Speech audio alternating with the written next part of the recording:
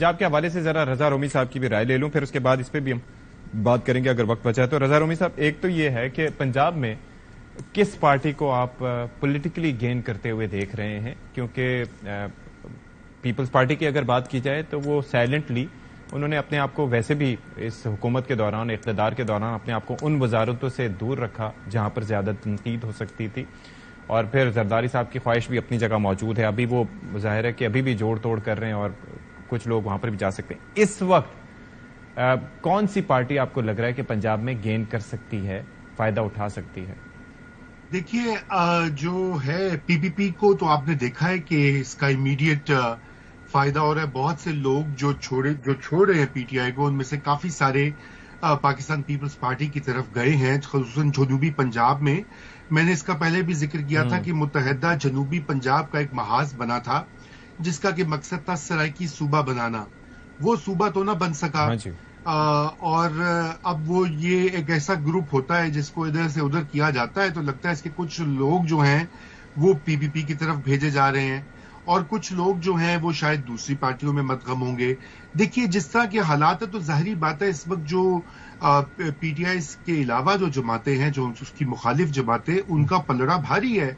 ताकत का तवाजुन जो है वो पहले पीटीआई के हक में था, इस बार वो तवाजुन जो है वो बदल गया है मई 9 के बाद, और अब ये पीडीएम और पीपीपी को इसका फायदा होगा। जो धड़ेबंदी नया धड़ा बन रहा है पीटीआई का, या उसका कोई ग्रुप बनेगा या जो भी होगा, अभी इसकी खदो खाल तो वाजे नहीं है, लेकिन उसको वक्त लगता है। शायद वो कुछ सीटें वगैरह निकालेंगे, लेकिन एक नई पार्टी बनाना और उसको चंद ही महीनों में आगे चलाना करीबन नामुमकिन होता है। इसलिए ऑन अ लाइटर नोट ये जो बुज़दार साहब का ये जो फैसला था उसका सबसे ज्यादा नुकसान जरा बताइएगा किसको हुआ?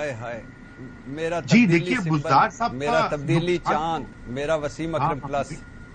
देखिए, हम तो ये कहा करते थे उस वक्त भी कि इमरान खान साहब ने ये बहुत बड़ी गलती की है।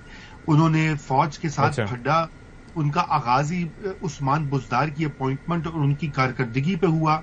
लेकिन अब हमें मालूम है कि वो क्यों वहां पे लगे हुए थे। उसके जो शवाहिद सामने आ रहे हैं, जो पूरा एक नेटवर्क बना हुआ था, जिसके ताने बाने खान साहब के घर में मिलते हैं, उनके घर के करीब जो लोग हैं उनके वो वहां मिलते हैं, और जिस तरह की मिस गवर्नेंस और करप्शन उस दौर में देखी गई, उसकी दास्तानें तो कुछ उभर कर आई हैं, कुछ और सामने आएंगी। अगर आप पंजाब में पता कर लीजिए, किसी ब्यूरोक्रेट से पता कर लीजिए, किसी जो है पॉलिटिशियन से पता कर लीजिए, तो वो एक बहुत ही जिसे कहना चाहिए बहुत ही बुरा दौर था, और खान साहब की जो गलती वो महंगी पड़ी है। जी, लेकिन उसके बाद फिर भी दोबारा से उन्हें टिकट दिया जा रहा था।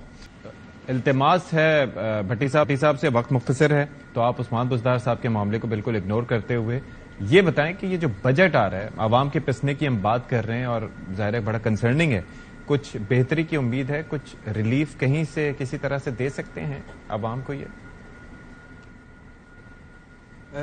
नहीं भाईजान, कोई रिलीफ नहीं है। उसकी वजह यह है कि पहली बात यह है कि भूखे नंगों का क्या बजट, फकीरों का क्या बजट, जिनके अपने पल्ले कुछ ना हो उनका क्या बजट, और दूसरी बात है जिनका सारा कुछ आईएमएफ के पे चल रहा उनका क्या बजट, और गंजी नहाएगी क्या, निचोड़ेगी क्या। महंगाई बहुत ज्यादा अभी आएगी। इस वक्त जो 1965 से हम महंगाई को करते हैं और 2023 है, तो रिकॉर्ड साज महंगाई है, रिकॉर्ड साज गुर्बत है, रिकॉर्ड साज बेरोजगारी है। दुख ये नहीं है कि ये है, दुख ये भी है, दुख ये है कि ये वो लोग थे जो महंगाई मुकाने आए थे, जो सस्ती गैस देने आए थे, जो सस्ती बिजली देने आए थे, और जो कहते थे कि इमरान खान निकम्मा और नाअहल है। I got your point sir. वक्त हम ठीक है।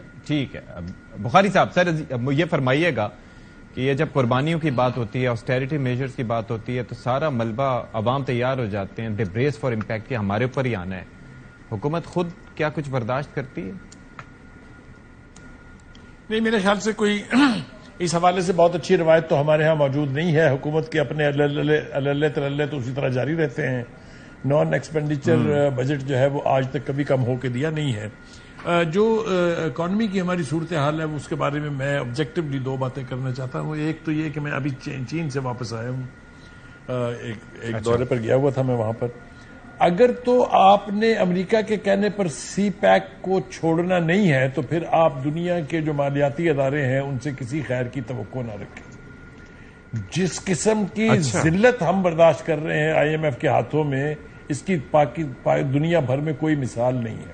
اس کی سری لنکا بھی مثال نہیں ہے جو ڈیفالٹ کر چکا، اس کے باوجود آئی ایم ایف کو پیسے دیے.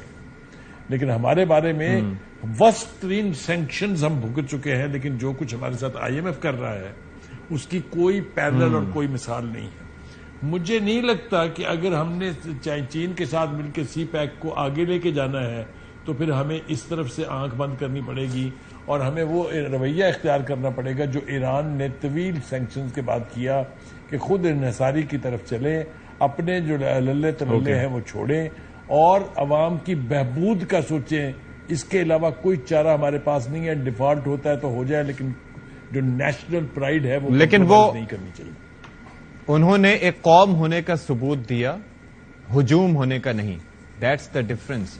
جی بالکل بالکل. رضا رومی صاحب، آپ یہ فرمائیے گا کہ کوئی بہتری کی، اور جو جس جانب اشارہ کیا سلیم بخاری صاحب نے کہ یہ سی پیک ظاہر ہے کہ ایک بڑا ایک زبردست پروجیکٹ ہے اور اس کے لیے پاکستان کی معاشی حالت کو بدل سکتا ہے، لیکن ہم نے اور کافی چیزیں سنی تھی. اب یہ جو مفتاح اسماعیل صاحب بھی جو بات کریں کہ آئی ایم ایف میں جائے بغیر کچھ نہیں ہو سکتا ورنہ ڈیفالٹ پکا ہے، عوام کے لیے کچھ بہتری کی کوئی نوید یا امید آپ کو دکھائی دیتی ہے اوور آل اس صورتحال میں؟ نہیں، دیکھیے عوام کے لیے ابھی تو کوئی امید نہیں دکھائی دے گی. اس کی وجہ یہ ہے کہ جب تک ملک میں سیاسی استحکام نہیں آئے گا تو آپ کی جو ہے یہ ہو نہیں سکتی، معیشت جو ہے وہ کسی پار لگ نہیں سکتی. جب تک آپ فیصلے نہیں کریں گے، بڑے ملک میں اہم فیصلے کرنے والے ہیں جہاں پہ آپ کو بہت ضرورت ہے مختلف اہم پالیسی ڈیسیجنز لینے کی، اپنی بیمار جو انٹرپرائزز ہیں پبلک ان کو ٹھیک کرنے کی، ٹیکسز کا نظام ٹھیک کرنے کے لیے، وہ جب تک اسٹیبلٹی نہیں آئے گی وہ فیصلے کون لے گا؟ یہ موجودہ حکومت لے گی. They are just passing the buck. کوئی کہتا ہے ہماری حکومت نہیں ہے، دوسرے کہتے ہیں ہماری حکومت نہیں ہے. نہیں، موجودہ حکومت کا تو میعاد جو ہے وہ ختم ہو رہی ہے. ان کو تو بجٹ پیش کرنا ہے.